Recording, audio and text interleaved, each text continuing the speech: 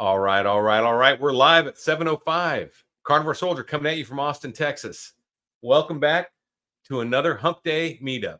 And you made it another week. And if you didn't, jump back on that horse and ride it like no one saw you fall off, right? We've got some great guests. We got a great topic tonight. Tonight, we're going to talk about cooking meats and ways to cook them. We're talking specifically about air fryers, but also about grills or any other ways we like cooking meat. So if anyone likes cooking meat here, definitely stay tuned. If you want to learn about new ways to cook meat or share your ways of cooking meat, please drop a comment in there. Even if you're watching this later, please drop comments in. I'm going to bring some guests in. First, we got Chad, the minimalist carnivore, and we got DC learning to live from down under. And then we got John from Florida. So we got all these guys down. We're all kind of beach guys, I guess, really, right? Chad's from Hawaii initially, and then I grew up in California along the beaches and then moved to Michigan. So I think we all kind of beach guys here. So why don't we go around the horn and start with you, Chad? Go ahead and introduce yourselves. Yeah, my name's Chad. Been carnivore strict 4 years, about 5 years with like meat and nut keto thing that didn't work, and basically lost over 100 pounds doing this. And like the rest of you guys, man, just sharing my story and kind of my experience. I think all of us do, like, you know, just share what we found works. Yeah. Nice. All right, DC. Yeah, I'm DC. DC Learning to Live. Been strict keto and carnivore for 9.5 years. Lost a heap of weight, fighting blood cancer, and yeah, so that's my story in a nutshell. Today is Anzac Day in Australia, so that's the reason for the backdrop, and just remembering the people that we lost in our services along the way.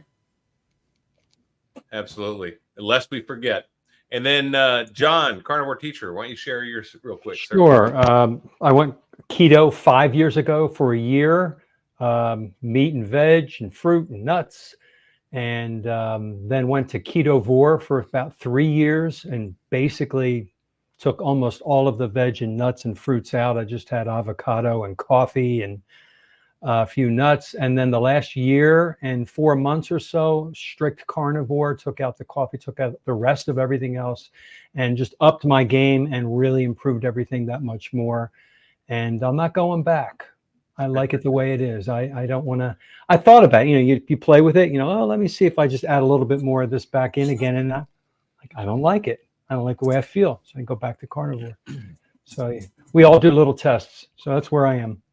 That's right. And then y'all know I'm a carnivore soldier. I've been carnivore for over 1 year now, strict. And like I've had a couple cheats, and my cheats really are just like Dr. Kiltz's ice cream. Thanksgiving, I had a little bit of a cheesecake that was more keto-ish because it had like, you know, but other than that, I mean, I don't really cheat. I'm pretty strict. Right now I'm on a lion diet. So I went back to lion because I'm in the gym, hitting it heavy and getting great results. I just wanted to optimize my gym workouts. So, and it's working. So having a great time. All right. We got some people coming in. If you are wanting to post a question about any of these air fryers or ways of cooking meat, or you want to post how you cook meat, your favorite stuff, please drop it in here, whether it's meat cuts or it's, you know, techniques or whatever. I mean, we all have our things we're doing, and this is a journey we're all taking together. None of us are experts here.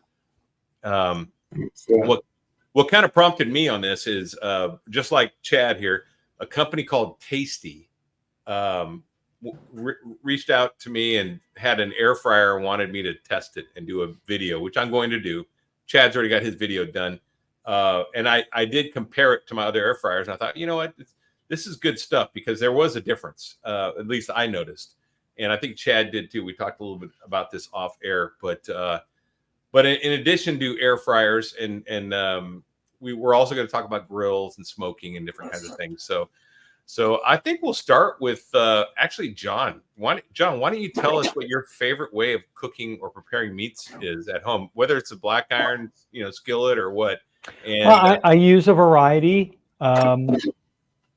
My first meal of the day is always on my cast iron skillet in the kitchen. I always have 4 eggs almost over easy, almost not even over. I like my yolks really runny, my whites solid.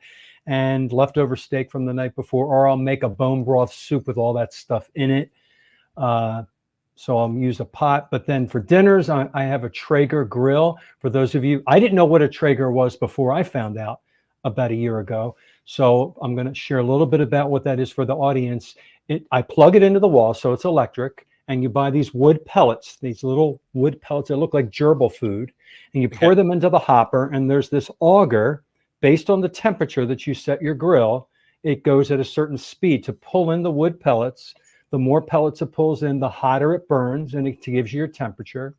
And then you're cooking on that. You can do it at a low temperature and smoke your meats. We do smoked ribs, smoked chicken wings. You can smoke things real slowly and make them cook deliciously that way. Or you can just use it like a regular oven or a regular grill, take it up to 450, 500, and just cook a regular steak on there and flip it.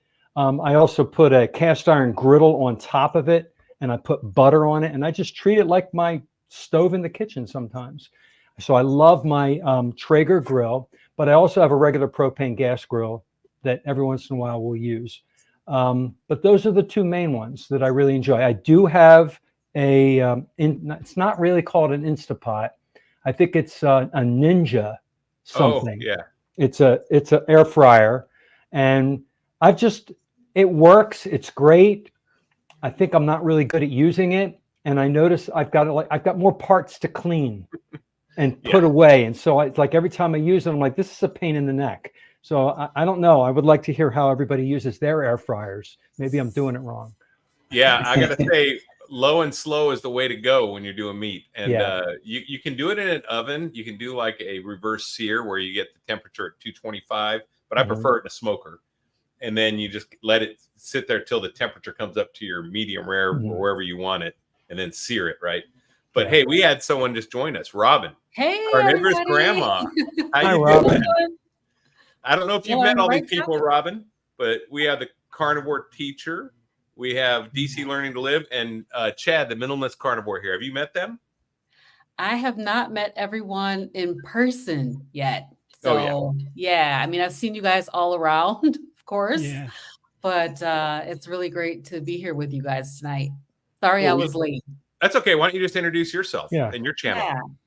My name is Robin Heron. My channel is at Carnivorous Grandma. And oh my gosh, what do? I do a lot of cooking. So this is a great topic for me tonight. I love to cook.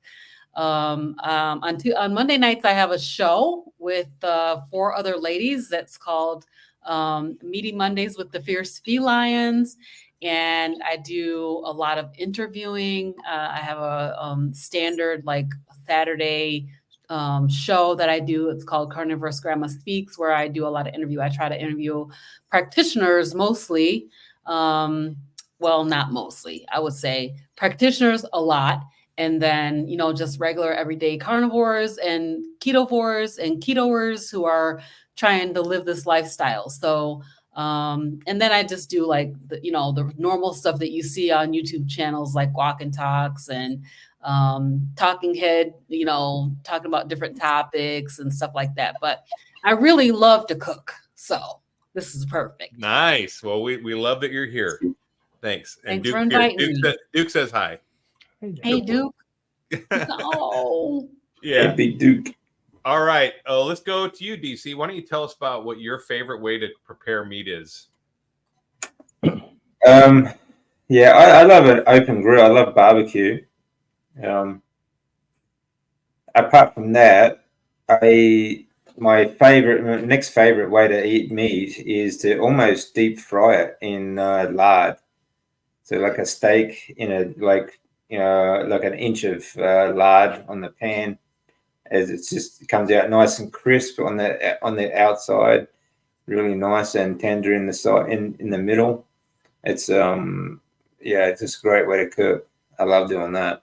That's my favorite. I do have an air fryer, but I don't use it all that much because, like John said, I think you just got more parts to wash and to clean up and whatnot. So it does get to be a pain in the neck. We just use it for to cook eggs now. So to do all boiled eggs in the air fryer now.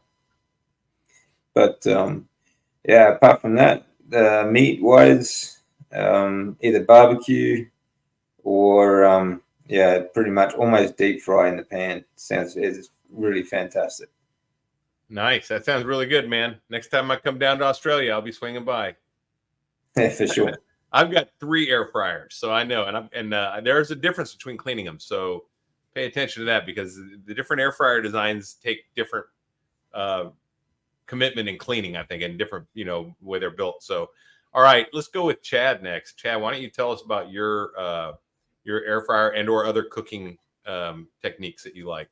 Yeah, I'd say my favorite is sous vide, still by a long shot, and then finishing it basically in carbon steel pans. I just prefer carbon steel over cast iron, same indifference. Or on a grill, or use a torch, kind of depends. I got to get a smoker again, don't have one. Kind of sad, but I'll get one. I think, the same thing. It depends on what it is, though. Like lamb, I just pretty much straight grill. Sometimes I'll sous vide it for an hour.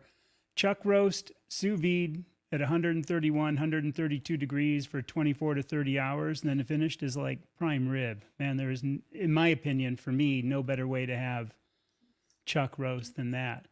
But if I want something different, I'll cook it different. But I tend not to do like chuck roast in a, what do you call it, a crock pot, or you know what I mean? Yeah. Slow cooker. Because I like my meat really rare. Like they were mentioned earlier, the Pittsburgh, I like my steaks blue. Like if I have a ribeye, I want it really rare, like below rare. So that's kind of, I'd say the quick. And I have found the air fryer that we both got, the Tasty, does lamb chops incredibly well. Yeah. I got to say they're giving the grill one a run for my money. I think they're a little more moisture with a touch different flavor. I won't say worse or not, but the one big thing that I hit on all the time is dry brining my meat. Basically, you salt it, put it on a rack, put the rack on a sheet pan so it doesn't drip in your fridge. Anywhere from 2 to 3 days is usually what I go for. If it's really thin, maybe a day, but so dry brining is the key for me, and then sous vide. Yeah, that you just don't want to over dry brine it, because if you do that, it'll get tough. Yeah. I've done like that before. 2 to 3 on big cuts. The lamb chops are super thick. I have the chuck steaks are super thick. The steaks I have. If it was something thin, like a thin chuck steak, I'd probably do it only for like a day and a half. And I think the magic of the dry brine is what it is it's it's drying out the outer layer so that when you fry it, because if you fry a fresh steak, it loses an incredible amount of energy flashing that water to steam. Yeah. But if it's already dried, then it just starts making a crust immediately and just traps all the moisture in, I think. And that's the magic that I know. We'll hit that with the Tasty thing too, because when we were talking beforehand, like I did steaks that I normally dry brine, then I pulled one out, patted it dry, and did it normally. Yeah. Night and day difference. Dry okay. brine is Interesting. the way to go. Good deal. All right, let's hear from the carnivorous grandma. What do you like to do? So what's your favorite? My favorite, I really feel like the cast iron is probably my favorite, but there's a little bit of a tie going on right now. The weather's breaking a little bit, and I have a natural gas grill out on my back deck. And so I pretty much, when it warms up even a little bit, I'll start to use that almost every single day, and put meat on there. So there's a little bit of a tie. I had a chance to do some picanha. One day last week, my stove just stopped working. It had an error code. And I was getting ready to bake a picanha the regular way, like, high heat, and then turn it down and let it sit in the oven for a couple hours. So the oven wasn't working, so I decided to put it on the grill. And I seared off that fat cap, and then turned the grill down and let it get up to temp. I like my meat about medium rare. And so that was very delicious. That picanha was really good. So I think it's a tie between my my grill and my cast iron. In the wintertime, I'm cast ironing all the time, doing all my steaks and meats, and even if it's chicken or whatever I'm making, I'm cooking it in the cast iron because I just like the way that tastes. So I'll sear it in the cast iron and then put it in the oven until it gets up to the temperature that I like. Now, regarding the air fryer, I have a it's called a Power XL I air have that fryer. one. I have that one. I'll be talking about it. Yeah. Go ahead. What do you think Yeah. about that? It's pretty nice. I really like it because you can take all the pieces out. You can take the door off, put everything in the dishwasher and wash it. It's really easy to clean. Super easy to clean. Yeah. Yeah. And I really like the fact that if I forgot to take out, hey, hey, Nia's Nia, here. if I forgot to take my steak out of the freezer, I Right. can just put that steak in the air fryer and Yep. push the button one time and it's going to come out a perfect medium rare. So I mean, texture wise, it's not always the best to do it that way, but in a pinch, it works and the steak still tastes good. So yeah, I think between the cast iron and the grill are my two favorites right now. That's awesome. And to be clear, she doesn't like cooking outside in the winter because she's from Michigan, Kalamazoo, right? Yeah, Kalamazoo. Yeah. She's right. And That's listen, right. that's no joke up there in the winter. Winter up there is legit. Because I Yes, went it to Michigan State and I'm used to it. Yeah. So if at the wintertime you cook indoors, you do not go outdoors. Down here in Right. Texas, we can get away with grilling outdoors in the all wintertime. year It's not a round. problem. Maybe a little Yep. chilly, but can definitely do Yep. it. And I agree, though. I do love my gas grill, and I use it a lot. And I like my smoker, and I love my air fryer. I mean, and I have that same Power XL, which I'll be bringing up just to show off, kind of not to show how much it costs and what it looks like. Is yours the clamshell type? Yeah, with the door that opens. The door, yeah, the top door, or is yours the front? No, it's like a front door, and yours it like comes an oven. down. Yeah. like an oven. Mine Yeah. actually the clamshell. So you lift it, and then it's got a Oh. basket you can pull out and throw in the dishwasher. Which is Okay. nice. Yeah. I like the basket one because you can put things down inside of it. This one you kind of got to slide it in just like an oven. Right. And then you got levels so that you can, put something at the top and get it really crispy at the top or something at the bottom. And you got levels inside there. So it's a pretty nice, my mom gave it to me and I love it. It works really well. Cool. All right. Well, we had Nia join us. Nia, why don't you tell us, introduce yourself and tell us what your favorite way of cooking meat is? So we've all gone around already. Sweet. Yeah, I've been listening in as I've been finishing up stuff around here. So, yeah, I'm Nia. My channel is Nia's Way, and I like to do different videos about meal prep and also affordability for this way of eating, like feeding a family this way. And so I've done, several different, tried a lot of different cooking methods, I guess I could say. And then I recently got an air fryer. I think it was probably March or something like that. So I haven't had it very long, but I feel like it's completely changed like everything in a positive way because I'm high fat. And so I find the air fryer is just super easy to throw like chunks of fat in there, or like I can pull rendered fat out of there really easily and store it. And so but I've historically always loved to grill, and I would prefer to cook outdoors. I love charcoal. It's probably my number one favorite way to cook, but I live in an apartment right now and, don't really we have grills out here, gas grills, but they're huge and it's kind of almost inefficient to go out and use them just to cook a few things. So the air fryer, I just now put out on the balcony, and so I have the Ninja air fryer, but it's the 6-in-1 with the grill plate. And like you're saying, it's like the clamshell that opens up like that. So it comes with a roasting pan, a basket, an air fryer basket, and then the grill plate.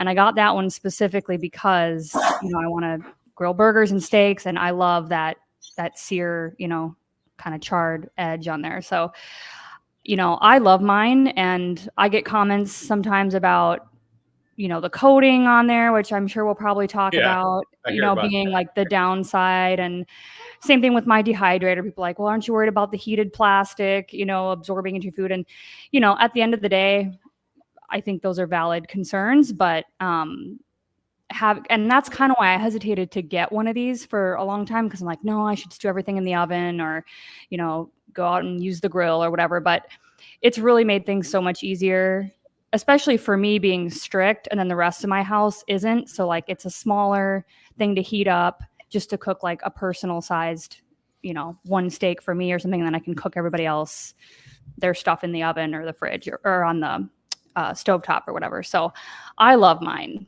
But if I could, I would totally be like an over the fire charcoal girl all the time. Oh yeah. I mean, that's so I agree with you. And being a single guy, I have the same. Even though you're married or you're in a relationship and have a family, you still have the same problem I have, that I just cook for one basically when I cook my stuff, right? And my son sometimes. So now the clamshell Power XL I have, I can put 2 ribeyes in it, and that's the reason that I love that one, because I can cook for 2, which I've done for my son, or when friends come over. But the other ones, really, you can only fit 1 ribeye in. And but I love my air fryer. And some of the other things people brought up was the fat. If you're gonna make pork belly or fat trimmings from beef, there is no better way than an air fryer, in my opinion. I don't know, unless you guys know something different. Maybe frying it actually in tallow in a pot. But I love the air fryer, and it just collects all that fat for you, so you can just save it, right? Which is fantastic. So I do love that. All right, and why don't we jump into some comments here? We had some people saying that they do a lot of sous vide. Who does sous vide around here? I think you do, right, Chad? Yeah, Sous vide? I do that a lot. That's probably my number one. And can you favorite. explain that? That's where you sort of cook it in a plastic bag or something, isn't it? Yeah, you have a large vessel that holds water. And then you drop a circulator, they call them sometimes, like a wand or a stick in there that's got a heat, and it just keeps it to constant temperature, whatever you set it. So like a ribeye I'll do for maybe 3 hours at like literally only 115 degrees, because I like mine quite rare. And then you just basically finish it really quickly, like a really hot sear or on the grill or whatever you want. But I like it because the tough cuts of meat, like chuck roast, do literally come out like totally pink through the whole thing, and they're tender, if you do that 24 to 30 hours on a cook. And getting to that interior, can I hit on that real quick, Lair? Yeah, go ahead, man. I don't know. I kind of joke. We've all been eating bad most of our lives before we found this way of eating, so I'm not too worried. If you drive a car with a modern interior, I think you're getting more problems from a modern car interior than you are a bag. The same thing. If you go to a store, think about all the off-gassing in modern stores. The receipts. There's no escaping it. And Yeah. like even for the sous vide, I've never found an article about the plastic bags that have any issue, because they don't ever get that hot too. That's the one thing. It never gets that hot. And I know we get some I think a lot of people probably get feedback in the comments, oh, I'd never do that because of the nonstick or the plastic. And I'm always like, teach their own. You got to pick your battles. Got to be happy. Yeah, got to be happy. Pick your battles. In the high-end restaurants you go to, that's how they get your steaks ready. They keep them all lined up. They have like one tank that's going to be your medium rares, one's your rares. Yeah. And then when you get in, these cuts of beef are nice cuts of beef, and they're just sitting there ready to be seared. That's how they can get it out to you so quick and perfect at the same time. It's very similar to a reverse sear I was bringing up earlier, which I've done, where you can put the steak into an oven, or steaks into an oven at 225 and with a probe, and get it to the temperature you want. Like I like mine about 105, and then I pull them out, then sear them, and they're very nice and bloody in the middle, all the way through. Perfect temperature though, right? And one benefit you get with that, and you don't get with the sous vide, is that it does dry the outside of the steak out while it's in that oven, right? And especially if it's up on a rack. So that's kind of because it circulates the hot air around it. Now, are you dry brining before that though, or not? You can do it without dry brining. Yeah, I know you can, but do you ever do that much or not too much? I have done it. Yeah, I didn't do it today. Well, I am doing it today. I'm doing it for like a day, not a full. Yeah. After we're done here, I'm going to test out my tasty air fryer again. There you go. Throwing it. So here's the other deal. This is the reason we brought it up. And since Chad's talking right now, I'll bring it up here. So the tasty air fryer. Let me share it real quick. Well, let me share my air fryers real quick, and you guys can comment if you want. So let me bring these guys on. Okay, this is the Power XL that I have. It's probably different than yours. This is the clamshell, and I like it a lot because it goes to 450 degrees and has a large basket that allows me to use to put 2 ribeyes in there at once, which is pretty cool. I had to buy an aftermarket grill for it though, because it didn't come with a stainless steel grill. It came with this little low one. So I have one that stands up, it rises out, and it's stainless steel. So you can put the air fryer. This is my other one, my Kasori. I have 3 air fryers, guys. So this is the first one I bought. This one only goes to 400 degrees, which is why I bought the other one, because I had watched a video of how to do a frozen ribeye in an air fryer, but it recommended 450 degrees, and this one only went to 400. Now this one is super easy to clean. This is my go-to when I'm frying pork belly or fat things. It's really big, and it's just a great air fryer. I got nothing bad to say about Kasori other than it goes to only 400. And this is the Tasty, the one that we got sent to evaluate. And I got to say, the Tasty gives the other ones a run for the money. If you're cooking for one, it's really nice. It's got a nice little window. You can look in there. It's got a temperature probe, and it cooks to the exact temperature you want. You pick medium rare, well done, whatever, for some reason, if you want well done. And then it just cooks it to that right temperature. And what I did was I compared this Tasty to the Kasori, and I cooked both of them. I cooked ribeye in each of them at the same time. The Kasori got done faster because the Tasty slowed the temperature cook, and actually I believe the Tasty actually tasted better. And I'm not getting paid to say this; they just provided it to me, and they didn't give me any guidance on how I had to review this. So I think it basically took a longer cook, but it got a better crust on the outside. So I preferred it. The drawback I had with it was it's really hard to read the interface here at the top. It's not as bright as it looks here, in my opinion. And I thought I had a bad unit, but talking to Chad, it sounds like that's common, maybe. So what do you think, Chad? What was your experience with that Tasty? Yeah, I'd say the same thing. I had another air fryer that I'd gotten from a store, and I actually brought it back, and it was something. It looked like one of these, like the bin kind. And then I have a Breville oven that's also an air fryer, but it's too messy to cook steaks in because it just splatters everywhere. And then I'd rather just grill outside. Agree on the top panel. The probe is cool, and it can actually do a rare steak rare. It does. And the nice thing is, even on the rare steak on that one, I do like the fact you can then click a button and drop it or raise it temperature. If you find it's a little not so much, you can actually fine tune each of the things with it. But yeah, I was actually impressed, because I hated air fryers because of the one I had before never could do a steak well because it would just do that. What they call rare isn't rare.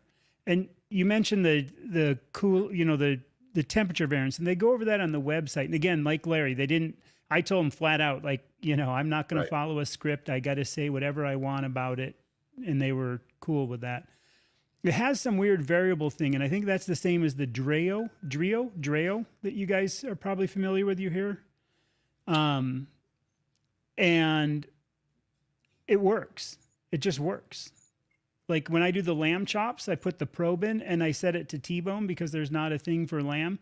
And the little lamb chops come out this perfect pink. Because you know how lamb chops should be, if you like them that way, like pink all the way through, not this brown to like a little bit of red in the middle. And I actually found on that T-bone setting that it can actually cook a lamb chop easier. And if I'm in a hurry, it's easier just to plug that thing in. Because I can't believe I'm saying this. I use it half the time now for my lamb chops. Because sometimes, I've got 15 and 19-year-old kids, and I can just plug it in, throw it in, and, Bob's your uncle. Yeah, and to be clear, I used, because the Tasty came with a temperature probe, I used my own temperature probe. The other one, I have a wireless temperature probe that I usually use for good cooking meat. So I put them in so they come out the same temperature. And I set the Tasty to rare because I was afraid it was going to overcook it. I just had a fear that it's going to be, I like medium rare, but I thought, well, if I put medium rare, it's going to be well done or something. I just, you never know. And it came out exactly rare. It was perfect. It was exactly what I wanted. So looks like Missy's got some tips here. She uses parchment paper or foil in the air fryer for easy cleanup and an easy way to save the fat drippings. That's a good idea for sure. Yeah, I do this with I either use foil. I know some people don't really like foil, but I use either foil or I'll use parchment paper to keep down the mess. So in the Power XL air fryer that I have, it has these trays that you can pull out, like the bottom tray, you can pull it out.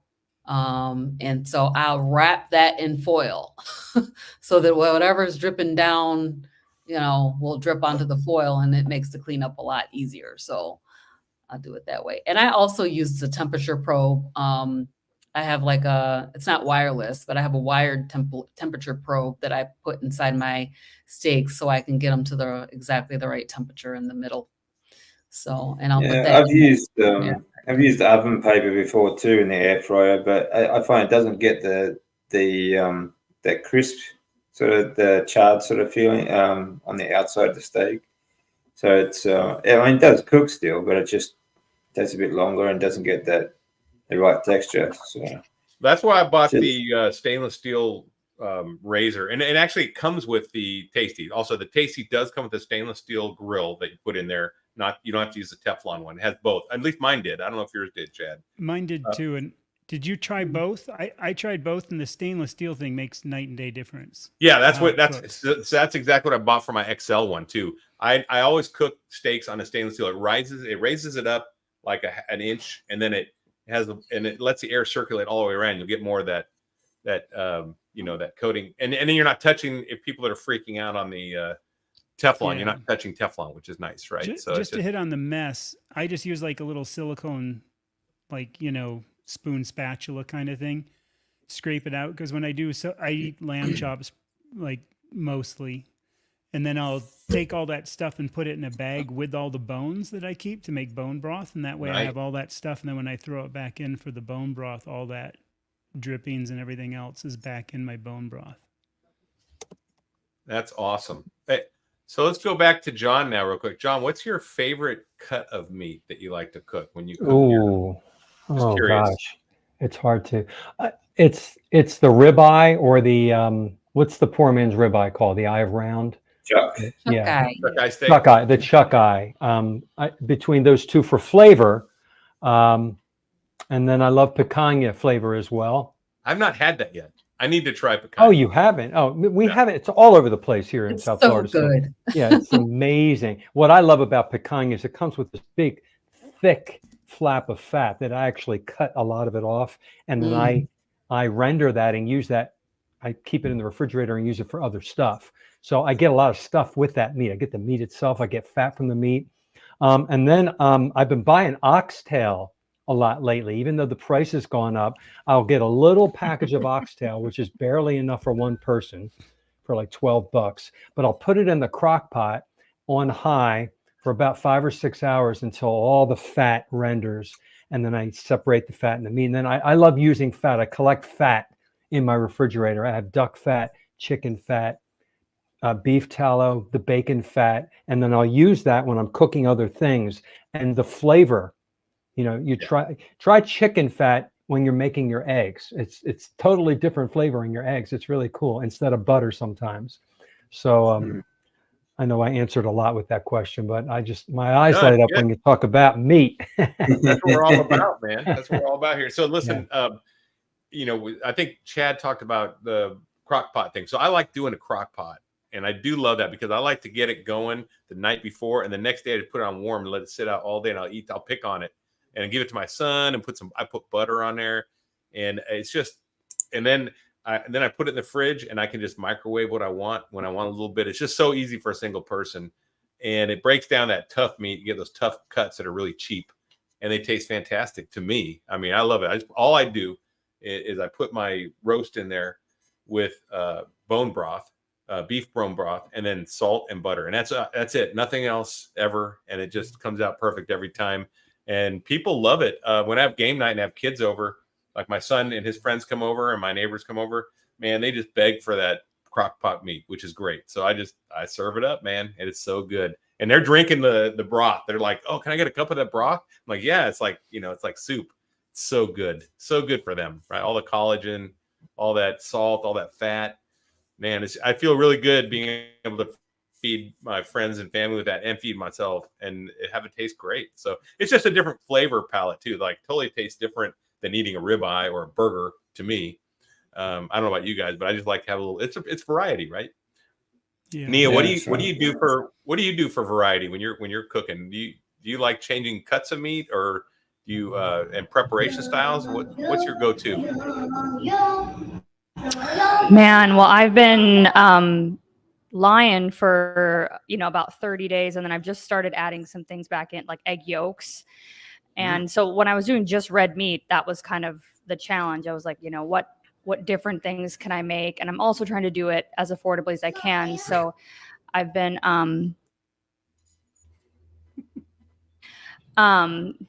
little booper over She's here. cute. Yeah. I've been buying a lot of whole briskets because they are really affordable. I get them sometimes at Sam's, sometimes at Walmart, and even I just got another one at my local Tom Thumb today for $2.99 a pound.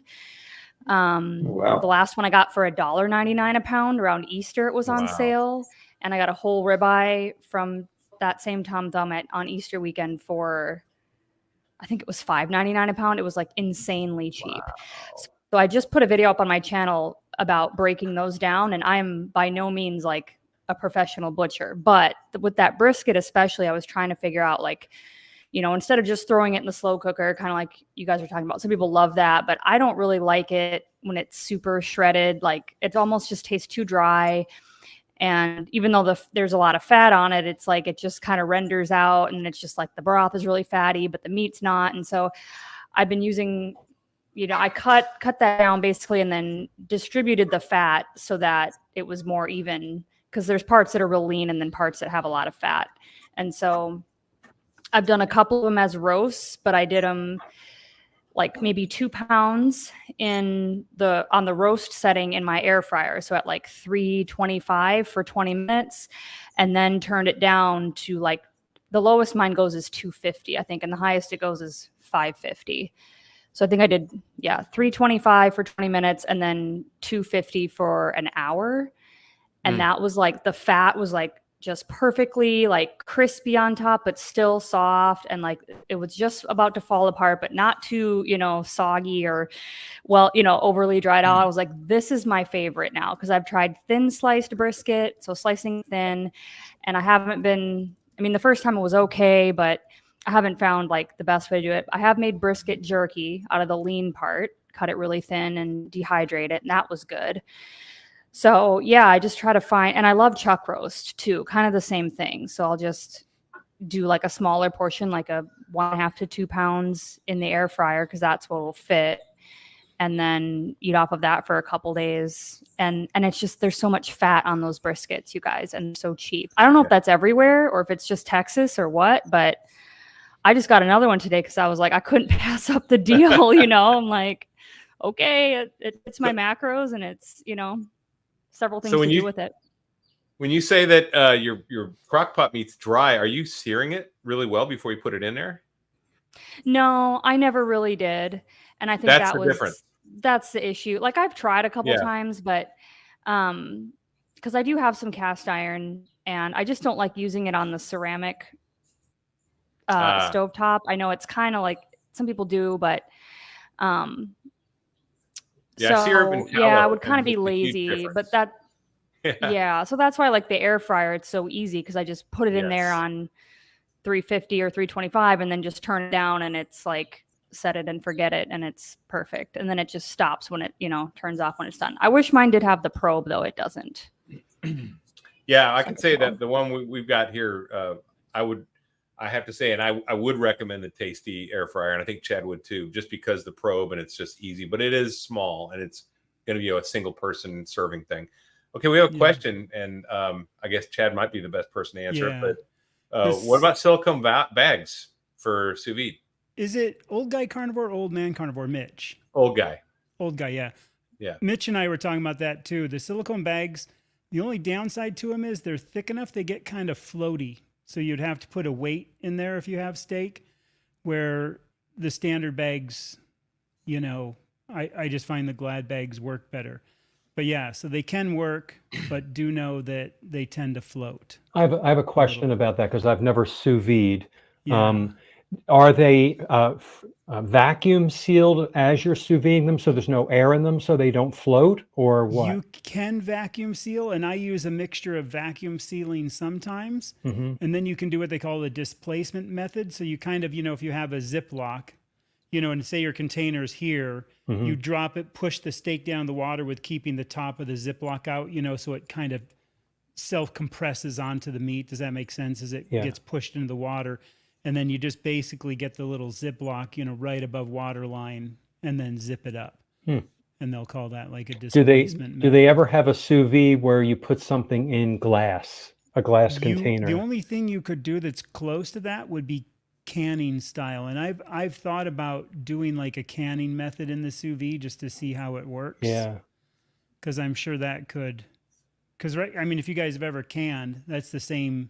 Yeah. Right. Oil in the water. Philosophy of it. Yeah. Yeah. Except I'm it one of wouldn't be the as hot. I'm one of the plastic phobic Okay, if you people. did, what I do it would in say to plastic. do, and I haven't tried it yet, so I don't know. I would think if you got most of the airspace out, you would want to use some like bone broth in there, because the problem is if it was just meat in the glass, there's no way for Oh, that the makes heat. sense. Does that make sense? To touch conduct, the meat through to the con- yeah, exactly through the okay. glass. So I got you. I was Yeah. going to play with that just for those, because again, if you don't want that, and especially, man, with your history, too, I know with the cancer, everything, I could see why you're probably. That's not me. That's yeah. Oh, that wasn't you? That's DC. That's the other. Yeah, Okay, yeah. I thought that DC, was you, yeah, because I yeah. know some people don't want any of that stuff.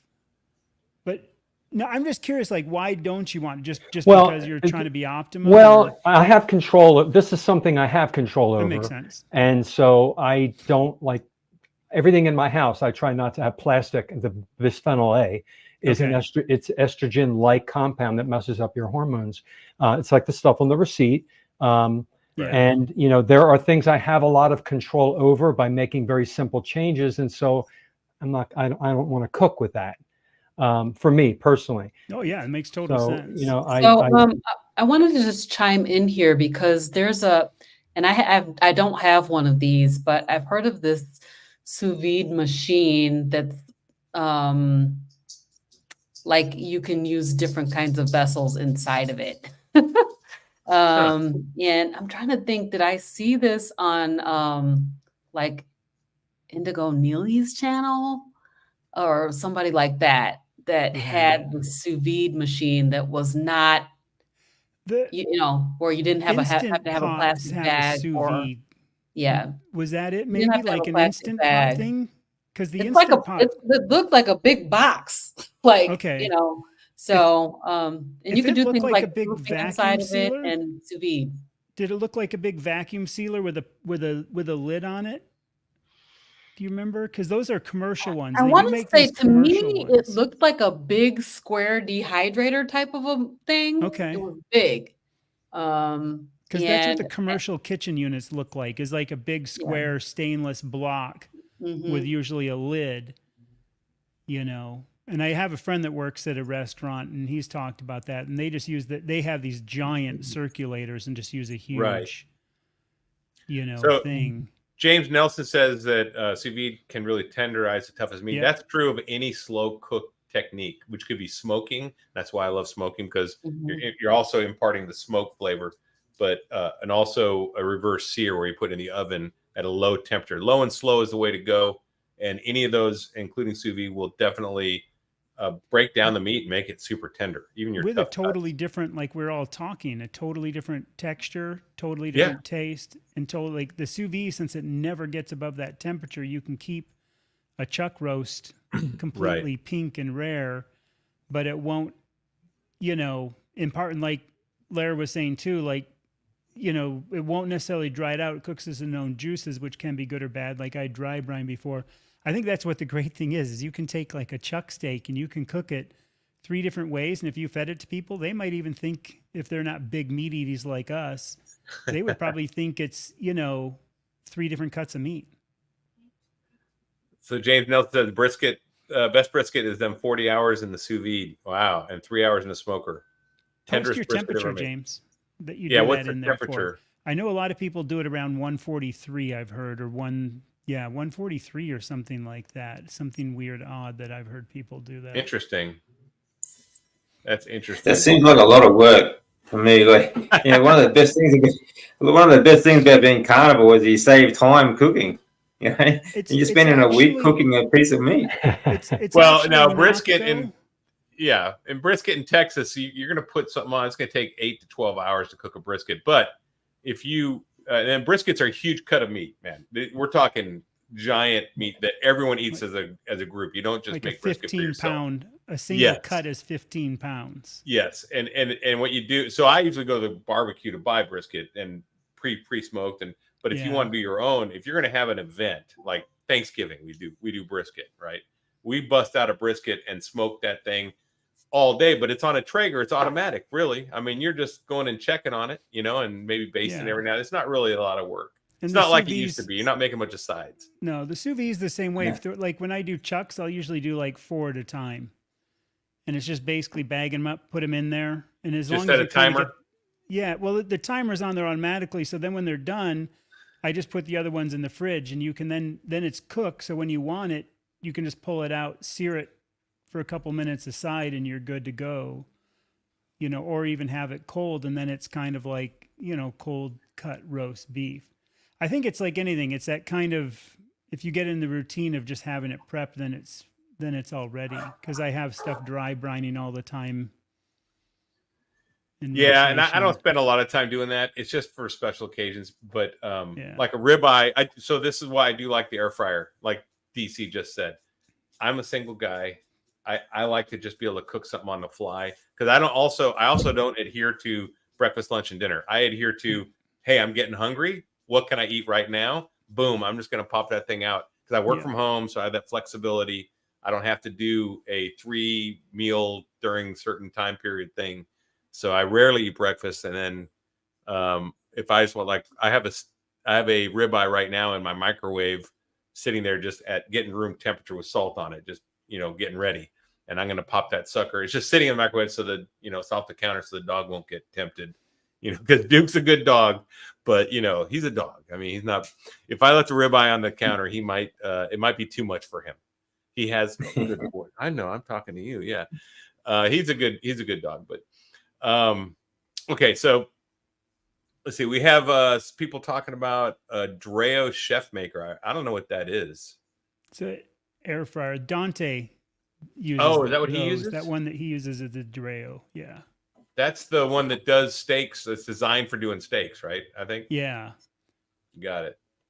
It's the same one like the Tasty. It has the variable temperature and variable stuff in there. I think it's the only one that uses a built-in probe besides the Tasty that actually does the variable temperature. Which I like. Yeah, I think it's great. So here's your safety concern with non-stick. So yep, we got that out of the way. We have that issue with our air fryer. The pan that goes in the middle. That you set in, it's the clamshell in the pan. That's non-stick, and it's chipping off. Yeah. Which means it's getting in the food. Well, so you can buy a third party. We're going to have to. Third party stainless steel rack. We're going to have to do that. It's called accessory kit, and I'll send you the link in email. All right. In fact, I'm going to put links to some of this stuff in the video description in case you guys are interested. Just because, not that I'm trying to sell this stuff, I'm just going to post it because some people might want to look at them and compare. So the non-stick stuff, it will flake off. Again, it's probably not the best for you, but let's see, anything else in here? I don't see. Are any of the air fryers that you showed earlier made of a different type of material other than plastic? I know that my Power XL, it has it's plastic. It has a plastic door. The inside is lined with steel. I don't know what kind of metal it is. It looks like a metal inside, and the trays that you use inside of it are all metal, but the container itself is plastic. Well, so I will show you the let's see. I don't think you can get away from plastic completely. Everything has plastic. Everything's made of plastic, but the part that gets hot, plastic on the top needs to be metal. This has plastic around the side, so they all have plastic. But they're all metal on the inside. The Breville oven I have that's an air fryer, like I said, the only downside is the door gets kind of dirty, but it's actually it's like the toaster oven. It's like a large toaster oven, and it's the oven we use. That's all like metal inside. There's no plastic. Right. I don't think there's any plastic on the Brevils anywhere. They're also pretty expensive, but they work incredibly well and they're quite large. So there is a way to get them without it. It's just the cleanup is kind of, it goes all over. But I have an outdoor kitchen. Those old toaster ovens are pretty good too, actually. Yeah, and that's what this is a Breville toaster oven / and it also does air fry, kind of thing on it. It has like a different thing. It wasn't cheap, but like I said, we use it for our main oven all the time because I hate the big ovens. So Arlene does pressure cooker. I don't have a pressure cooker. When I grew up, we had one, and my mom used to make tongue in it, a beef tongue, in the pressure cooker. That was the big thing. But pretty dangerous though. What's that? Oh, it's dangerous. Yeah. They can be You have to lock it down, steam coming out. They're high pressure, right? Yeah. I love my pressure cooker now. If I wanna cook a chuck roast in an hour, exactly. That's a pressure cooker. You can't be beat. Right? It can't be beat. It's. I have the. I used to have the old fashioned kind with the, the little thing that's on the top that jiggles around, and it's a little scary actually using the Boston Marathon style, right? But Colonel Sanders used for his chicken when he first started his Kentucky Fried Chicken. He started out. Yeah, he started out using pressure cookers. Yeah. Wow. I think today that's one of the secret things is it's pressure cooked. Their chicken. Yeah. Because I use that for chuck steaks. There's a good reason why they secret. Yeah. Yeah. Recipes. Yeah. Yeah. No doubt. Pressure cooker is a great tool. Actually, I love that too. I use it, like I said, the chuck steak, the thin cut chuck. Grill it, then cut it into whatever size you want, 1.5 inch kind of slice cubes. Throw it in there. I do mine for only 7 to 9 minutes. And then I let it pressure release for 15 and pull it out, and it's all in that juice. And then I just eat it right out of the big. You're making me so hungry right now. I'm getting really hungry, so we're not going to be talking too much longer because I do have to do my ribeye. But I've seen. If any of you guys had beef bacon, I love bacon, and I have not had beef bacon yet. But I also saw lamb bacon today. Someone posted lamb bacon. I know. Oh. Have you guys heard of that? Mm-mm. No, I haven't heard of that. I heard of lamb bacon. But it makes sense, lamb's really fatty, so it'd be great bacon. I just saw it today. I saw it. It must have been on Twitter, I think, or X. Sorry, I have to try that because I love lamb fat. Yeah, I love lamb. Good flavor. Let's. If anyone finds lamb bacon, let's share that because that if anyone in the chats in the comments, please post if you know anything about lamb bacon. Because I saw it today and I thought, wow, that looks really interesting. I do love lamb.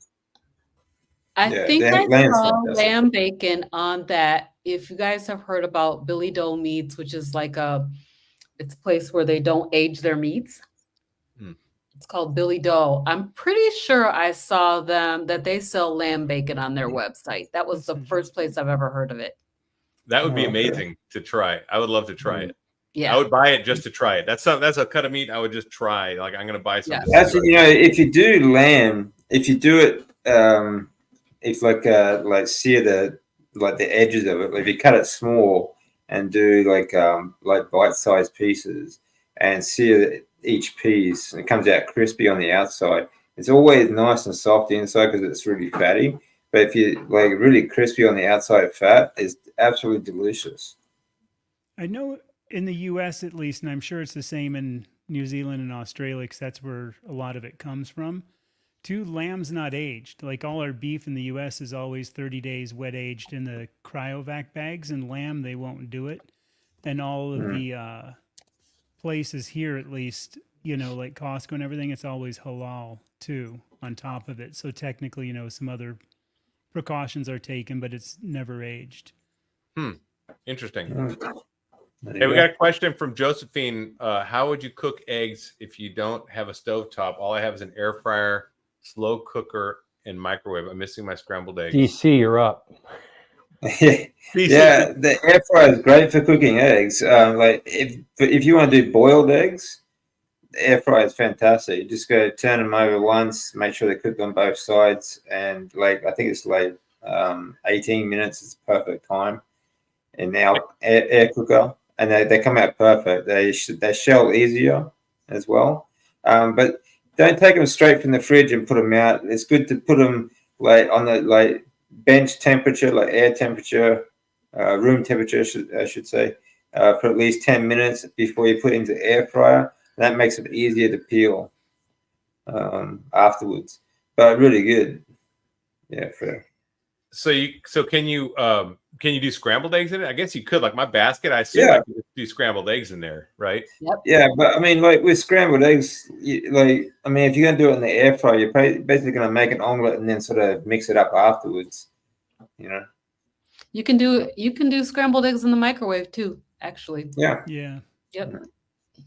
Right. So, question from Beth: where did you find lamb bacon? I think I saw it on on X today. I was looking at X. I think I saw lamb bacon. I was just taken aback. I didn't actually find where it was at. Oh yeah. So Josephine says I can make deviled eggs. Yes, you make deviled eggs for sure. Absolutely. I love deviled eggs too. There's some great recipes out there too that are no mayonnaise, or you can make it with your own mayonnaise, like I do. I make bacon mayonnaise for my deviled eggs, which is fantastic. If you haven't tried it, you definitely need to. Next time you're going to an event and you need to bring something, bring deviled eggs and make them from home. People will love them, and they just taste great. So people love my deviled eggs. Do you have the recipe up on your channel? What's that? Do you have the recipe up on your channel? My deviled eggs, I don't. My mayonnaise, I do. I haven't done the deviled eggs yet. I'm going to do. I have mayonnaise. I have reverse seared steak, smoked reverse seared steak. I've got my frozen air fried. I've got some other recipes, meatballs. But yeah, I've got some. What's your all? Okay. Do y'all have recipes on your channel? Go around the room here, starting with Chad. And if you do, what's your favorite one on your channel? Probably the sous-vide cooking. You know, that's kind of an overview of the sous-vide and the chuck roast. That's the main. And that's on your channel? Yeah. Okay. DC, do you got any recipes on yours yet? Yeah, I've got a couple of one recipe, a one ingredient man burger. You just chuck the mince in the pan, squash it down, and put the lid on it. It's all good. The most complicated my meals get is I add salt to it. That's about it. But I do like actually my favorite dipping would be a raw egg. Like if you could take it straight from the pan and you just dip it straight in a raw egg, that's perfect with a bit of salt. Cool. You guys are too fancy. I did watch a video on cooking mincemeat, or what we call ground beef, and how most people stop when it's just boiled meat because the steam's still coming off. And in this video, they demonstrated that you just cook it beyond that and it starts caramelizing. The moisture comes away and then the outside starts browning really well, and you get that caramelized fat and the aminos and everything, and it just tastes better when you do it that way. It's more Way crumbly. better. So it's really good if you can. All I do is just squash it down. I don't add anything to it. It just stays in one big burger, and I cook it like it gets like a thick crust all around both sides. Yeah. It's still nice and moist inside because it's kind of fatty meat. But then when you put it on the plate, all the fat that came out of it just pour straight back on top of the burger, and it just soaks it up like a sponge. So and it's delicious. Right, John? delicious. I have several on mine, and the one that seems to be the most popular is how to make bone broth.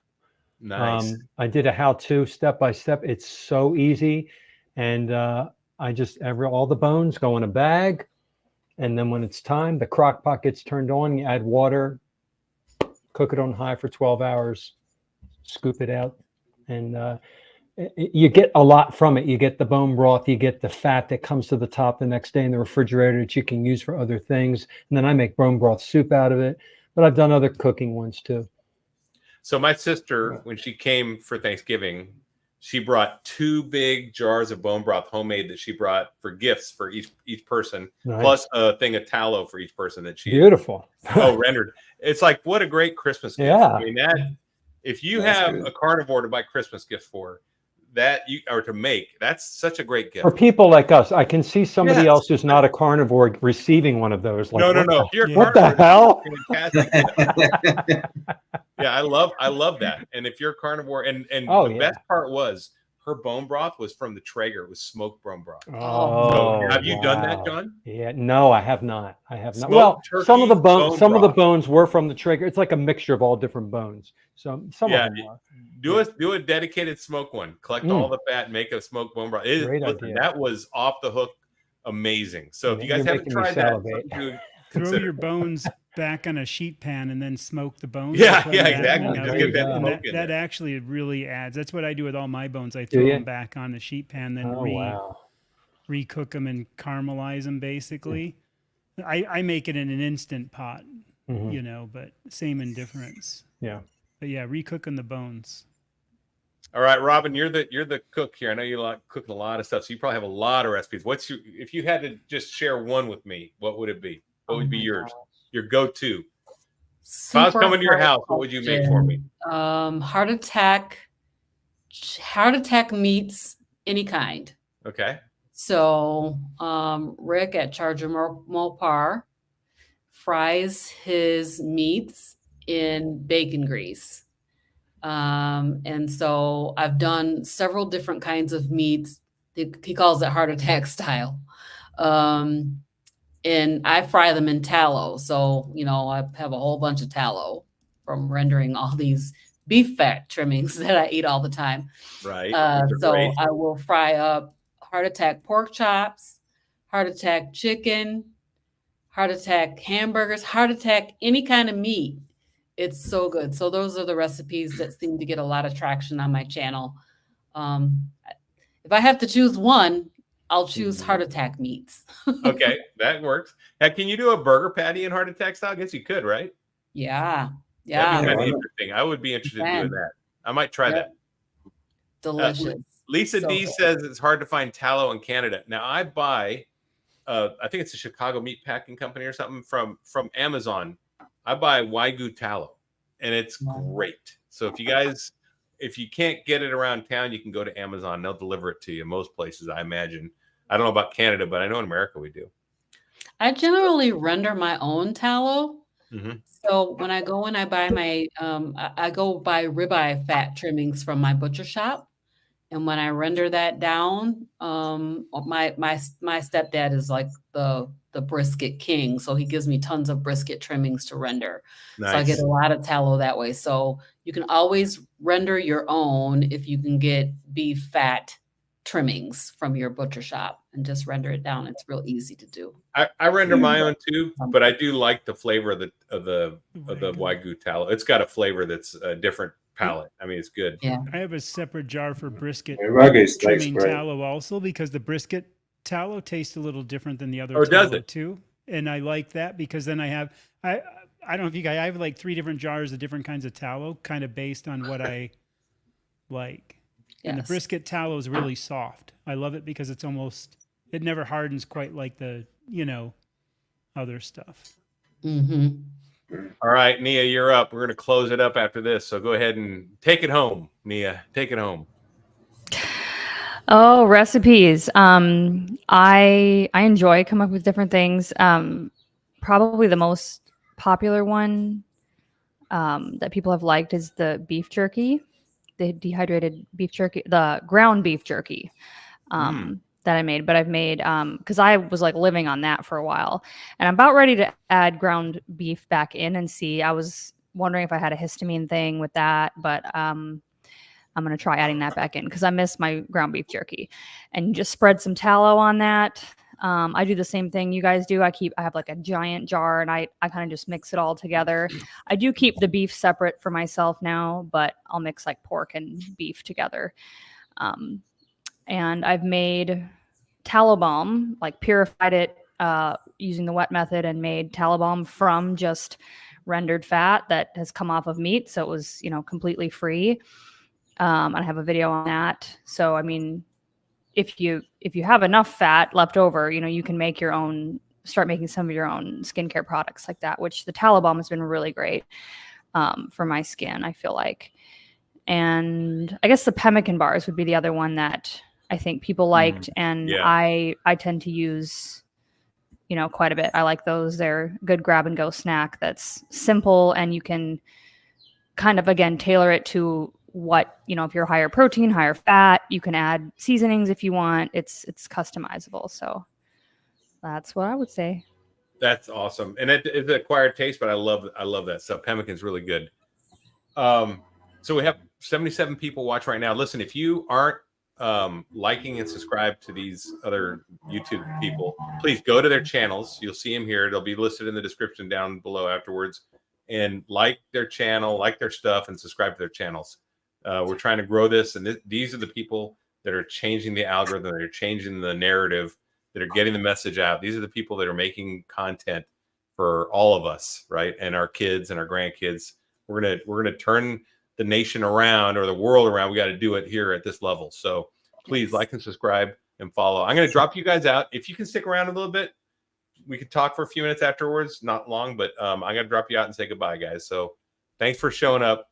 Really appreciate y'all. Ahui-ho. Bye, everybody. See you, everyone. All right, guys. That was a fantastic show. Thanks for stopping by. Appreciate you guys. Looking forward to seeing you next week. And also, if you're going to KetoCon, look me up. I'll be there. I will be at Hack Your Health this year, along with a lot of other providers. I mean, there's a lot of our content creators and medical providers will be there. It'll be a lot of fun. So anyway, thanks a lot, guys. All I got to say is stay strong and overcome. Carnivore Soldier, out.